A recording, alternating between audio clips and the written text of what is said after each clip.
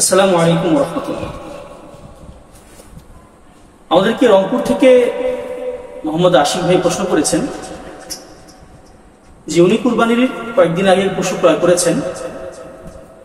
এখন দেখছেন যে কুরবানির পশুর শিংটি এত বড় হয়েছে যে সেটি বড় হয়ে বেঁকা হয়ে মাথার মাঝে গরুর মাথায় ঢুকে যাচ্ছে।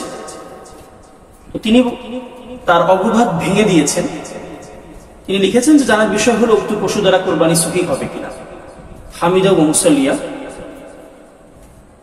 মোহাম্মদ আশিক ভাই, উত্তর হচ্ছে আপনার জন্য আপনার উপরোক্ত পশু দ্বারা কোরবানি সহিহ হয়ে যাবে। আমরা এক্ষেত্রে ফিকহের বিখ্যাত গ্রন্থ হেদায়া থেকে আমরা দলিল সংগ্রহ করেছি। ফিকহের বিখ্যাত গ্রন্থ হেদায়ার মধ্যে উল্লেখ আছে যে ويضحي بالجماء التي لا قرن لها يعني خلقة لأن القرن لا يتعلق به مقصودا وكذا مقصور العين وكذا مقصور القرن।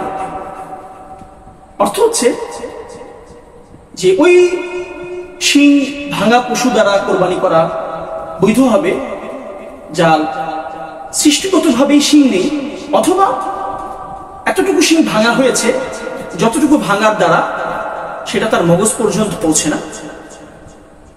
ঠিক তেমনি ভাবে এটার দলিল আছে। আমরা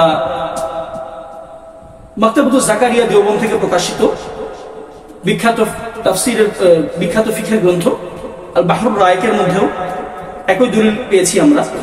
ঠিক তেমনি ভাবে আমরা মাকতাবুতুল আজহার থেকে প্রকাশিত ফিকহের বিখ্যাত গ্রন্থ হাশিয়া ইবনে আবিদিনের 9 নম্বর খণ্ডের মধ্যেও আমরা এই ক্ষেত্রে যে আপনার কোরবানি হয়ে যাবে সেই ক্ষেত্রে আমরা দলিল পেয়েছি।